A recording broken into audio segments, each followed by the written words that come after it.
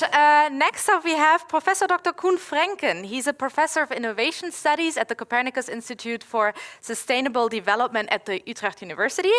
And he will be giving us a talk about beyond the hype of the sharing economy. So let's give him a warm welcome.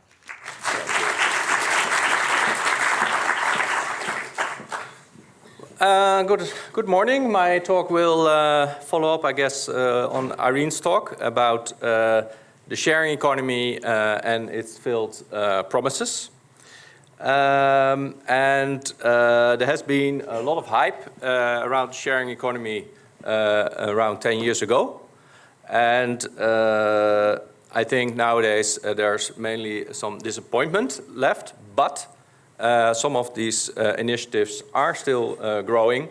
And my question today in the end is, can we turn these initiatives into more community initiatives in the end?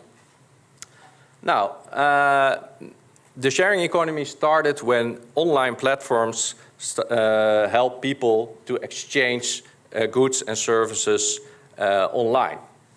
And what are platforms?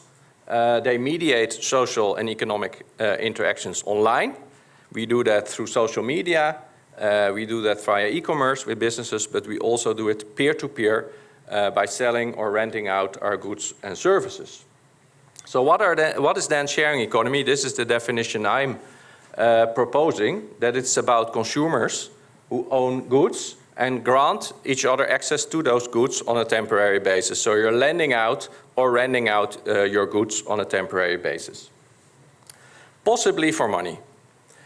So two examples where money is involved is where you rent out your home or when you rent out your car, and there are different platforms for that.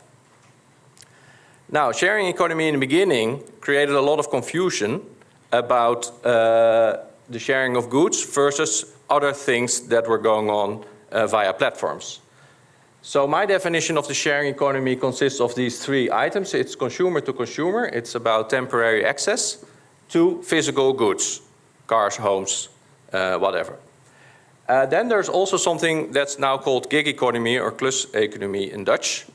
And then you're giving, as an individual, temporary access to your services, to your time. And that includes taking babysitting, taxi rides, delivery, and so forth. Then there's also the second-hand economy, like eBay, where you're not renting out your goods on a temporary basis, but you're selling your goods. So you're granting permanent access to your goods to someone else by selling it. And then there is what environmental scholars call product-service systems. And these are companies, so B2C, not C2C, but business to consumer, who rent out goods. Okay, so if you rent a car from Hertz, you're in the product service economy because you may not own your car, but just rent it from a business when you need one. So these are all related, but also analytically distinct. But in all these four domains, platforms emerged to help consumers making use of those services. And in a way, they hold the promise, an environmental promise, that you don't need to own consumer goods anymore, but just rent them or lend them when you really need them. So that was the environmental promise in the beginning. Okay, so take a car. If you do away your car, you can still make use of a car via these four types of platforms. Yeah? You can buy a second-hand car through a marktplaats. You can rent a car from another car owner in the sharing economy. You can also take a taxi ride via Uber or another platform that takes you from A to B, or you rent a car from a business. And in all cases, you avoid buying a first-hand car. Now, if we look at car sharing, there are two types of car sharing. There's the sharing economy version, peer-to-peer, and there is the business-to-consumer version, like Green Wheels. But there's also the cooperative version in that space, where the users actually own the cars. And the peer-to-peer one has increased very, very much and is still increasing. Why? we have 9 million car owners, and they just need to take a photo, put the car on the website like Snapcar, and they can start renting their car. So there's basically no cost, but there is benefit. And in a way, it is enlarging the market rather than strengthening the community. However, the business-to-consumer or cooperative-to-consumer versions are also still growing, and My Wheels is the one closest to community economy. Now, interestingly, if you look where car sharing takes place, it takes place everywhere in the Netherlands. It's not just an urban phenomenon, what we see with green wheels, which is business-to-consumer, which is only profitable in cities where you have a sufficient number of consumers. But anywhere where people live and own cars, they can start renting it out. So it's also a solution, if you like, to more rural areas. So what were the promises? People can make money, and this was in the financial crisis an issue for some people. These platforms allowed them to make an extra buck. It lowers the environmental impact because by not owning, for example, cars, there are fewer cars needed and also less public space taken away. And, so was the promise, it would enhance social interaction because by renting a good from someone else, you would meet the person, you would have to exchange the car key, for example, but other meaningful social relations could stem from that. You could even say rich people owning things meet poor people not owning things. So interactions between people who would not usually meet would be fostered. Now, a lot of protests started when the sharing economy grew. Not so much in the car sharing space, but in the home rental space. And later on also in the bike sharing space, which is quite funny in a country like the Netherlands. And the resistance to Airbnb was fierce because it became apparent that some people rented out their home the whole year long. And then it's no longer part of my definition of the sharing economy because you're not renting out an idle good. At times you don't use it, but you're basically running a hotel from a capital good while living in another home the whole year long. So the problems that arise with Airbnb, I summarize it in the following way. We have a platform entering our society, not asking for permission to anyone, allowing people to start exchange their goods. This creates externalities. This creates public debates. This creates nuisance in neighborhoods. People who are opposing home sharing start to protest and ask governments to intervene. For example, to create a licensing system that would only allow people to rent out their home for a limited number of days. The problem for the government is that they have to act quickly. Why? Because when platforms entered, the market exploded. In cities like Amsterdam, in a few years' time, there were 10,000 of homes offered on Airbnb, and a lot of problems in neighborhoods arose. So they have to act quickly without going to research, to the evidence, to understand what are all the effects that platforms generate, how can we learn from past such experiences, what kind of licensing system, for example, can we introduce? And why can't they reach to evidence? Because to produce evidence on platforms, you would have to ask the data from the platforms, and they don't release that for scientific research. So the democratic process that is normally going in this direction, that there is an innovation, you do research on the pros and cons, risks and benefits, then there's a public debate, and then the politicians decide whether and under what conditions to grant access to the market. That's the normal technology assessment we follow with goods like cars, planes, drugs, food. That process was reversed because platforms enter society, they create markets, they create problems, but there is no time and evidence to have a proper debate about it.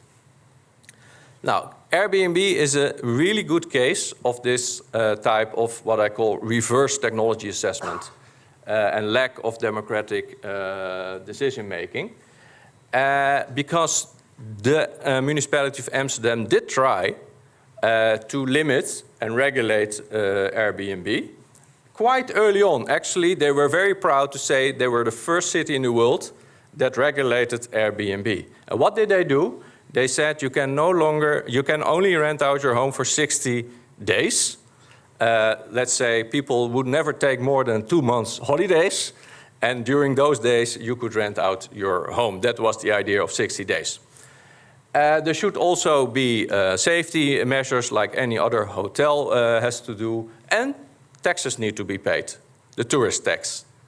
And Airbnb embraced this plan, and they actually collected the tax for the municipality of Amsterdam, and in the end of the year they got the money transferred without any accountancy report, but that's how it went. The problem was that with the next government, a more left-leaning government, reduced the number of days from 60 to 30. And then Airbnb said, well, that's not what we decided together, that's not what we negotiated. Now we are no longer going to collect your taxes, and we are no longer going to give you the names of people who rent out their home more than 30 days.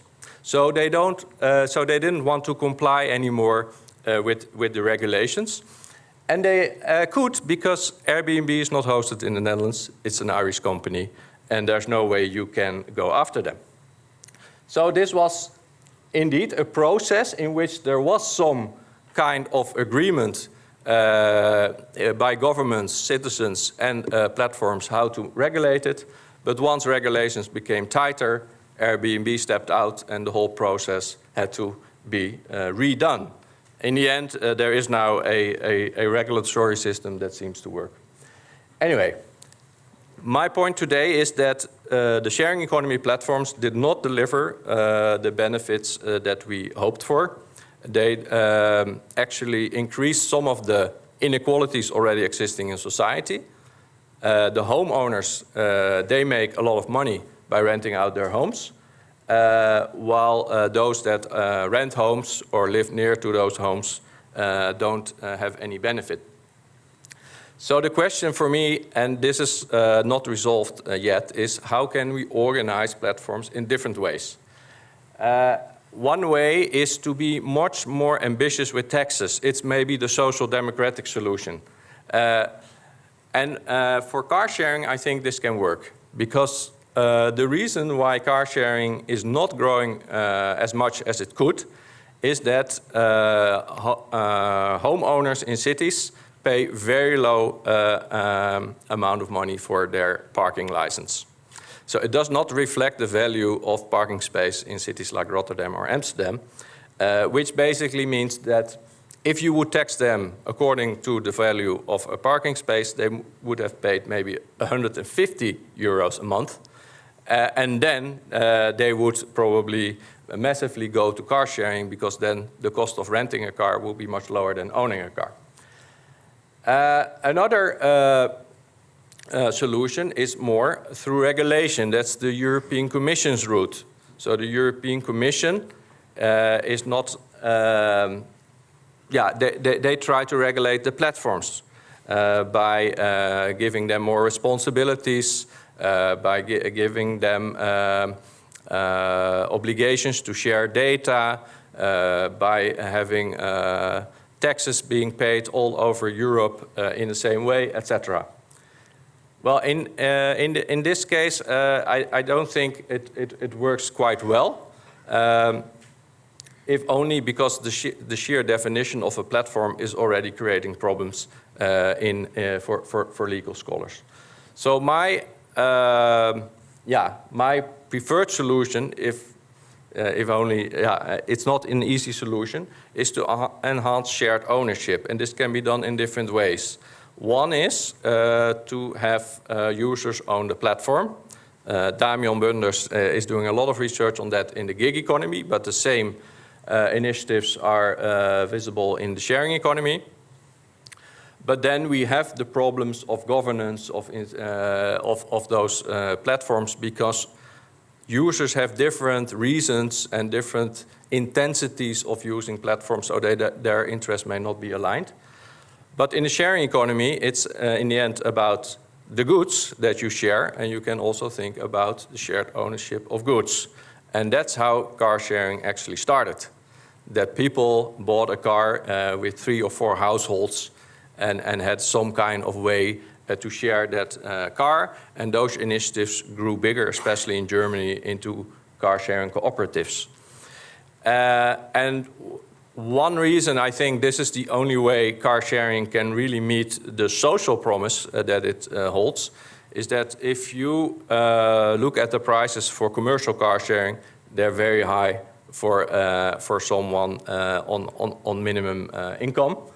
While if they would share the ownership of a car, for example, through a housing cooperative or just by themselves, the costs of using a car will be much lower.